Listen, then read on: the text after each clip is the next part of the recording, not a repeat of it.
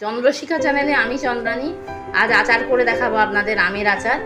এখানে আমি আমটা 10-12 দিন মতো রোদে শুকিয়ে নিয়েছি, পরিষ্কার করে জলে ধুয়ে রোদে দিয়ে নিয়েছি। আর আচার করতে আর কি কি উপকরণ লাগে আপনাদের দেখিয়ে দিচ্ছি। আমি এখানে আখের গুড় নিয়ে নিয়েছি 1 কেজি, হলুদ গুঁড়ো নিয়েছি, এটা গুঁড়ো মশলা করে নিয়েছি আমি মিক্সিতে, সাদা জিরে, মৌরি, গোটা ধনে আর শুকনো লঙ্কা। আর এখানে আমি গোটা শুকনো লঙ্কা নিয়েছি, 5 ফোড়ন, নুন আর সর্ষের তেল। আচার করতে সর্ষের তেল অবশ্যই লাগবে। আমার রেসিপিগুলো ভালো লাগলে লাইক, শেয়ার এবং সাবস্ক্রাইবের অনুরোধ রইল। আর পাশে থাকা বেল আইকনটি প্রেস করে দেবেন, নতুন রান্নার রেসিপিগুলো সবার আগে আপনি পেয়ে যাবেন। আমি এখানে 4 কেজি আম নিয়ে নিয়েছি আচার করবার জন্যে। কড়াটা গরম হয়ে গেছে, এবার আমি এতে সর্ষের তেল দিয়ে দিচ্ছি।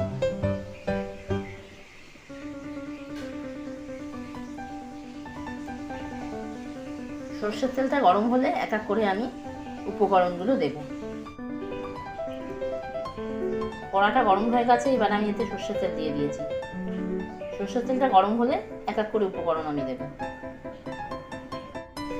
এবার আমি এতে 5 ফোড়নটা দিয়ে দেবো।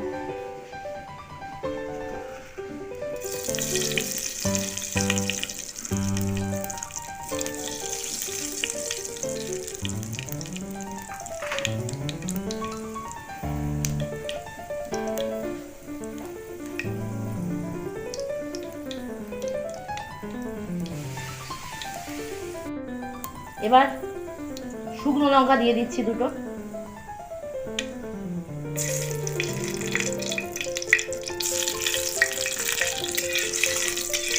পাঁচফোড়ন আর শুকনো লঙ্কাটা একটু ভাজা ভাজা করে নিচ্ছি।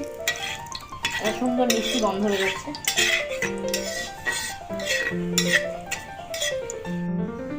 আমার চ্যানেলে এর আগে একটা আমের আচারের ভিডিও আছে। আমি আগেরবারে খোসা ছাড়া আমের আচার দেখিয়েছিলাম, এবার আমি খোসা শুদ্ধ আমের আচার দেখাচ্ছি।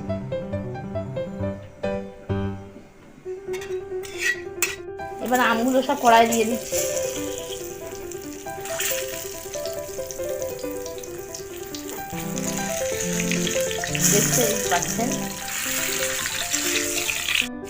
দেখতেই পাচ্ছেন আমগুলো কি সুন্দর রোদে শুকিয়েছে। এবার এতে আমি নুন দিয়ে দিচ্ছি।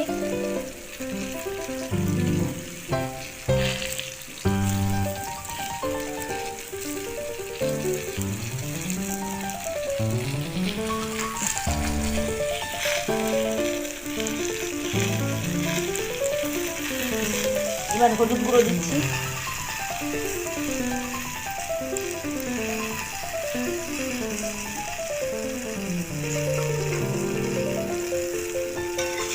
দিয়ে আবার নাড়াচাড়া করে দিচ্ছি।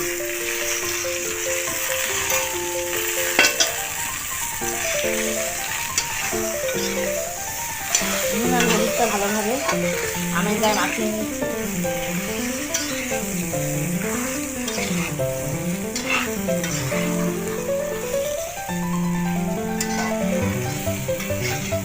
তেলটা জ্বলে যাওয়ার পর থেকে মশলা দেয়া এবং আমগুলো দেয়া পর্যন্ত ফ্লেমটা মিডিয়ামে রাখবো, যাতে এগুলো কোনোটাই পুড়ে না যায়।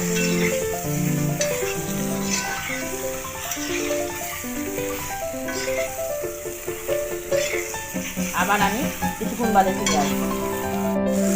এবার এতে আমি গুড়টা দিয়ে দিচ্ছি। আমার এতে 1 কেজি আখের গুড় আছে। যার যেমন আম টক সেই বুঝে টেস্ট করে গুড়টা দিতে হবে।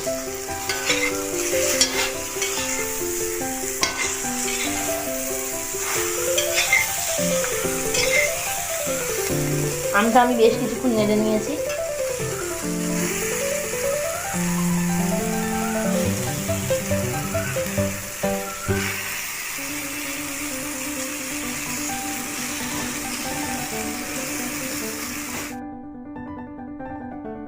আমি মিনিট 15-20 নেড়ে নিয়েছি।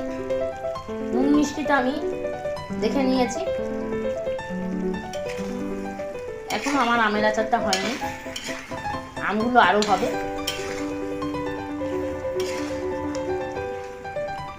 দেখতেই পাচ্ছেন মশলাটা ছিল, সেই গুঁড়ো মশলাটা দিয়ে দিচ্ছি।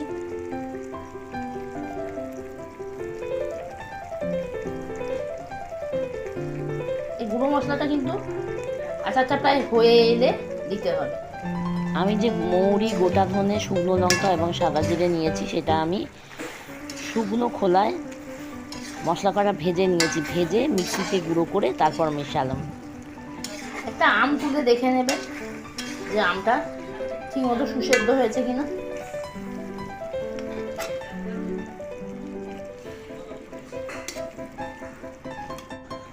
আমগুলো দেখতে কালো হয়েছে, তার কারণ এটা রোদে দেওয়া হয়েছে 10-12 দিন, কিন্তু আচারটা কিন্তু খুবই টেস্টি হয়েছে। আমার মতো করে আপনারা আচার করুন, খেয়ে বুঝতে পারবেন আচারটা কত টেস্টি হয়। আমের আচারটা তৈরি হয়ে গেছে,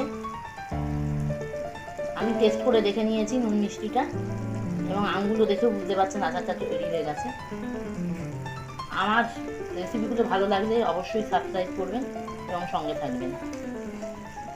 দেখুন বন্ধুরা, আমার আচারটা কি সুন্দর দেখতে হয়েছে।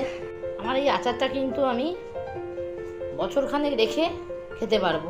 মাঝে মাঝে শুধু রোদে দিতে হবে, আচারটা খুবই ভালো থাকবে। দেখুন কি সুন্দর দেখতে হয়েছে।